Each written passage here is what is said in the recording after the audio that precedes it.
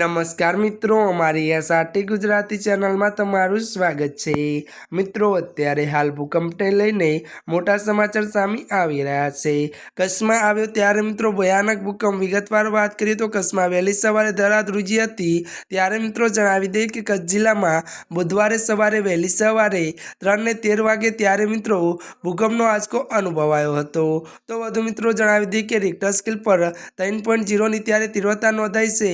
તો મળતી માહિતી અનુસાર મિત્રો વધુ આપને એ પણ જણાવી દઈએ કે આ ભૂકંપનું કેન્દ્રબિંદુ ત્યારે ભચાઉથી 19 કિલોમીટર દૂર નોંધાયું છે। તો વધુ એ પણ જણાવી દઈએ કે જોકે કોઈ જાનહાનિની માહિતી સામે આવી નથી, પરંતુ મિત્રો વાત કરવામાં આવે તો અગાઉ પણ કચ્છમાં 2.6ની તીવ્રતાનો ભૂકંપનો આંચકો અનુભવાયો હતો। જી આ મિત્રો, અત્યારે આ ભૂકંપને લઈને સૌથી મોટા સમાચાર સામે આવી રહ્યા છે। ત્યારે મિત્રો આજના માટે આટલું જ। અમારી ચેનલમાં નવા હોય તો અમારી ચેનલને મિત્રો તમે લાઇક, શેર અને સબસ્ક્રાઇબ કરી દેજો। ધન્યવાદ।